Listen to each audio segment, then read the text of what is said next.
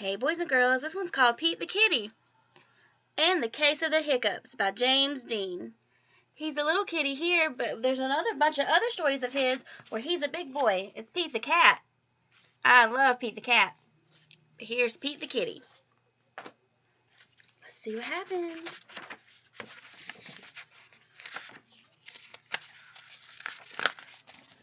Hiccup! Oh no! Pete has the hiccups. Hiccup, hiccup. How do you stop the hiccups?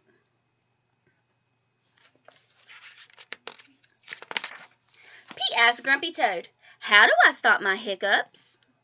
"I know," says Grumpy Toad. "You stand on one foot."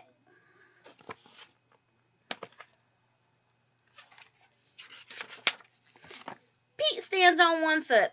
Hiccup. Pete still has the hiccups. Pete asks Callie, "How do I stop my hiccups?" "I know," says Callie. "You stand on one foot and hop up and down." Pete stands on one foot. He hops up and down. Hiccup, hiccup. Pete still has the hiccups. Pete asks Gus, "How do I stop my hiccups?" "I know," says Gus. "You stand up on one foot and hop up and down and sing a song."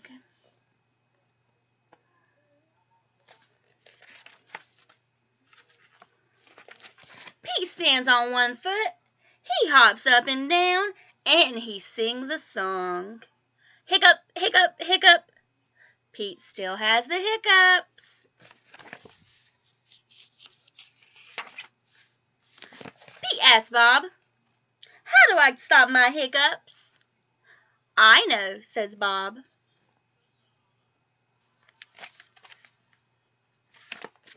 "You stand up on one foot and hop up and down and sing a song and rub your belly," says Bob. Pete does it.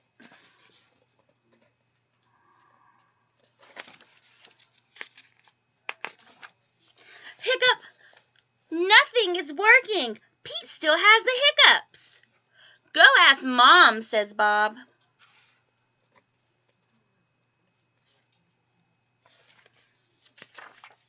Mom asks Pete, "How do I stop my hiccups?" "I know," says Mom. "You take a deep breath." Pete takes a deep breath.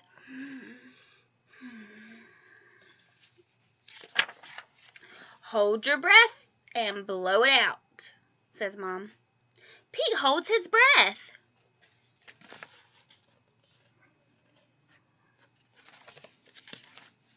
Pete blows his breath out. "That's it," Pete asks. "That's it," says Mom.